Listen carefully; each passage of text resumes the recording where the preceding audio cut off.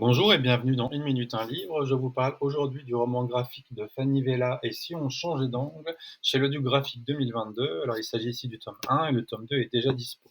Alors c'est vraiment une lecture impertinente pour les jeunes et les moins jeunes, hein, voilà, quand on veut aborder la question de l'adultisme.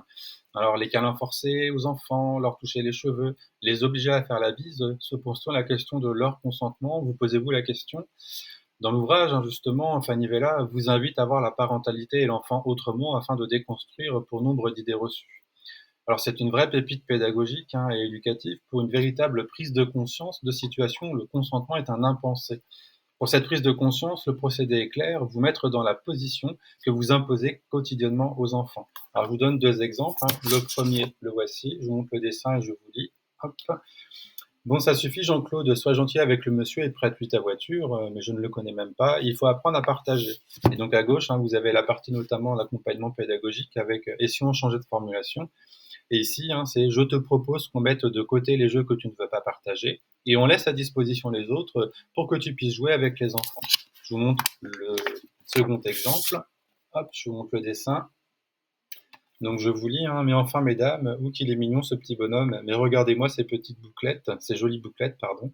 Oh, mais c'est qu'il fait son petit timide, tu dois en faire craquer des jeunes filles, toi. Et donc la partie, et si on changeait de formulation, si tu n'as pas envie d'un câlin, tu peux refuser. Alors, si on va un petit peu plus loin, hein, la sociologue Lucie Wiki, hein, dans la lignée notamment des travaux de Gabriel Richard sur la domination adulte, donc l'adultisme, rappelle une chose essentielle, hein. Notre société a longtemps fonctionné avec un modèle où les besoins et le confort des adultes priment finalement sur ceux des enfants. Et dans ce système, la parole des enfants est minimisée, silenciée, ignorée, leur corps souvent traité comme un territoire disponible. Quand on oblige un enfant à faire un bisou, quand on le manipule physiquement pour, entre guillemets, pour son bien, on ne transmet pas finalement de la tendresse, on lui apprend que son corps ne lui appartient pas, que l'adulte décide et que l'adulte a le dernier mot. Et c'est tout sauf anodin, hein, ne pas reconnaître l'enfant comme sujet, ne pas lui apprendre qu'il a des limites, des droits, un espace corporel inviolable, c'est fragiliser finalement sa capacité à identifier la violence, à se protéger, à devenir autonome. Autrement dit, c'est fabriquer la vulnérabilité. Alors j'espère que, en lisant les lignes de cet ouvrage et en m'écoutant, hein, j'espère qu'une prise de conscience en tout cas s'opère.